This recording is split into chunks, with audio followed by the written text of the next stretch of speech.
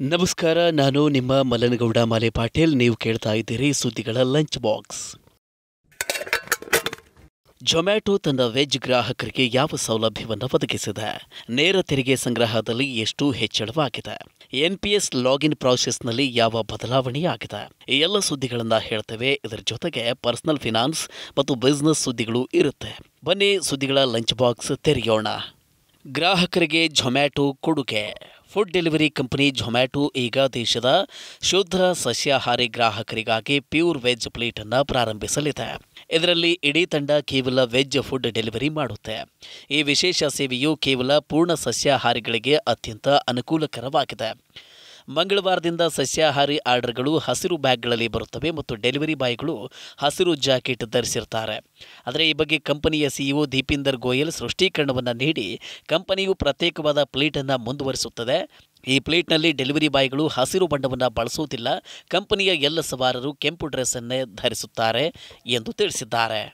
ನೇರ ತೆರಿಗೆ ಸಂಗ್ರಹದಲ್ಲಿ 20% ಹೆಚ್ಚಳ.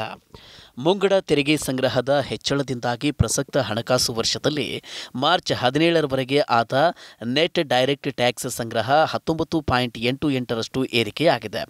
ಮಾರ್ಚ್ 17ರವರೆಗೆ ಒಟ್ಟು ನೇರ ತೆರಿಗೆ ಸಂಗ್ರಹ 18,90,259 ಕೋಟಿ ರೂಪಾಯಿಗಳಾಗಿದ್ದು, ಇದರಲ್ಲಿ 9,14,469 ಕೋಟಿ ಕಾರ್ಪೊರೇಟ್ ತೆರಿಗೆ ಮತ್ತು ವೈಯಕ್ತಿಕ ಆದಾಯ ತೆರಿಗೆಯನ್ನು ಹೊರತುಪಡಿಸಿ 9,72,224 ಕೋಟಿ ರೂಪಾಯಿಗಳ ಎಸ್ಟಿಟಿ ಕೂಡ ಇದೆ.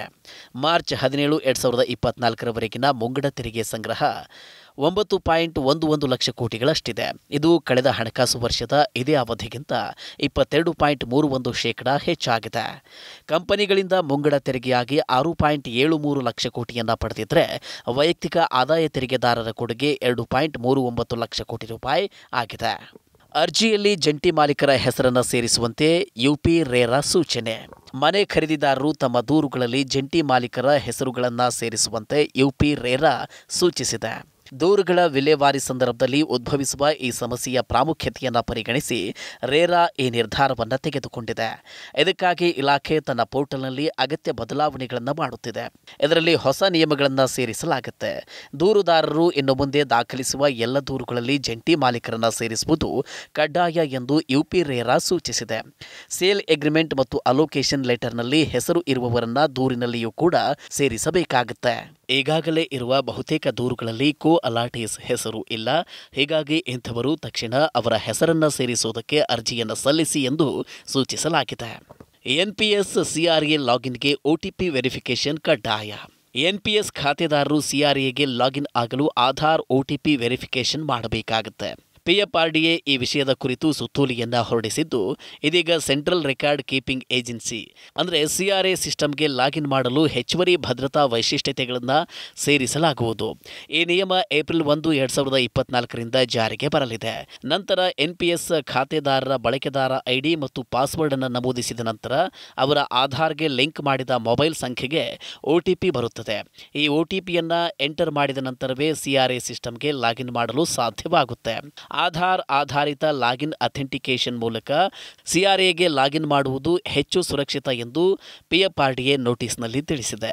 ಅನ್ಅಥರೈಸ್ಡ್ ಆಕ್ಸೆಸ್ ರಿಸ್ಕ್ ಕಡಿಮೆಯಾಗುತ್ತೆ, ಟ್ರಾನ್ಸಾಕ್ಷನ್ ಸುರಕ್ಷಿತವಾಗಿರುತ್ತೆ ಎಂದಿದೆ. ಪ್ರಸ್ತುತ ಎನ್ಪಿಎಸ್ ಖಾತೆದಾರರಿಗೆ ಸಿಆರ್ಎ ಸಿಸ್ಟಮ್ಗೆ ಲಾಗಿನ್ ಆಗಲು ಎನ್ಪಿಎಸ್ ಐಡಿ ಮತ್ತು ಪಾಸ್ವರ್ಡ್ ಇದ್ದರೆ ಸಾಕು. ಈಗ ನೀವು QR ಕೋಡ್ ಅನ್ನು ಸ್ಕ್ಯಾನ್ ಮಾಡಿ ರೈಲ್ವೆ ಟಿಕೆಟ್ ಖರೀದಿಸಬಹುದು. ಇನ್ನು ನೀವು ಟಿಕೆಟ್ ರಿಸರ್ವ್ ಮಾಡಲು ಅಥವಾ ಜನರಲ್ ಟಿಕೆಟ್ ಬುಕಿಂಗ್ಗೆ ರೈಲ್ವೆ ನಿಲ್ದಾಣಗಳಲ್ಲಿ ಚೇಂಜ್ ಬೇಕು ಅಂತ ಅಲೆದಾಡಬೇಕಾಗಿಲ್ಲ.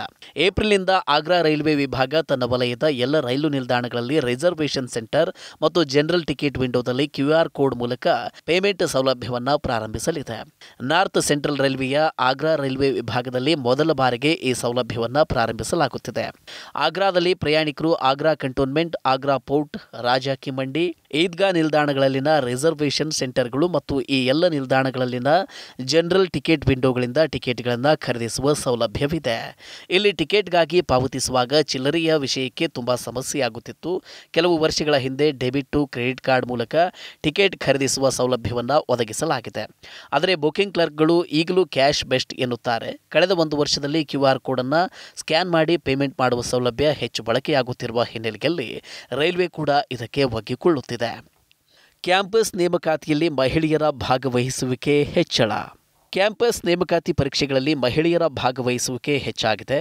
ಇತ್ತೀಚಿನ ಸಮೀಕ್ಷೆಯ ಪ್ರಕಾರ 2023ರಲ್ಲಿ ಕ್ಯಾಂಪಸ್ ನೇಮಕಾತಿಯಲ್ಲಿ ಕಾಣಿಸಿಕೊಂಡ ಪ್ರತಿ 3 ಅಭ್ಯರ್ಥಿಗಳಲ್ಲಿ ಒಬ್ಬರು ಮಹಿಳೆಯಾಗಿದ್ದಾರೆ. AI powered recruitment automation firm HirePro ವರದಿ ಪ್ರಕಾರ ಕ್ಯಾಂಪಸ್ ನೇಮಕಾತಿ ಪರೀಕ್ಷೆಯಲ್ಲಿ ಮಹಿಳೆಯರ ಭಾಗವಹಿಸುವಿಕೆ 34%ರಷ್ಟಿದೆ. ಕಳೆದ ವರ್ಷ ನೇಮಕಾತಿ ಪ್ರಕ್ರಿಯೆಯಲ್ಲಿ ಹೊಸದಾಗಿ ನೇಮಕಗೊಂಡ ಜನರಲ್ಲಿ 40% ಮಹಿಳೆಯರಿದ್ದಾರೆ. ಕಳೆದ ವರ್ಷಕ್ಕೆ ಹೋಲಿಸಿದರೆ ಒಟ್ಟು ಮಹಿಳೆಯರ ನೇಮಕದಲ್ಲೂ ಹೆಚ್ಚಳವಾಗಿದೆ. ಹಿಂದಿನ ವರ್ಷಕ್ಕೆ ಅಂದರೆ 2022ಕ್ಕೆ ಹೋಲಿಸಿದರೆ ಕ್ಯಾಂಪಸ್ ನೇಮಕಾತಿಯಲ್ಲಿ ಮಹಿಳೆಯರ ಶೇಕಡಾವಾರು 35%. ಇದು 2023ರಲ್ಲಿ 5% ಹೆಚ್ಚಳವಾಗಿ 40%ಗೆ ತಲುಪಿದೆ. ಇವಿಷ್ಟು ಇಂದಿನ ಲಂಚ್ ಬಾಕ್ಸ್ ಸುದ್ದಿ. ಇನ್ನಷ್ಟು ಅಪ್ಡೇಟ್ಗಳೊಂದಿಗೆ ಮತ್ತೆ ಭೇಟಿಯಾಗೋಣ. ನಮಸ್ಕಾರ.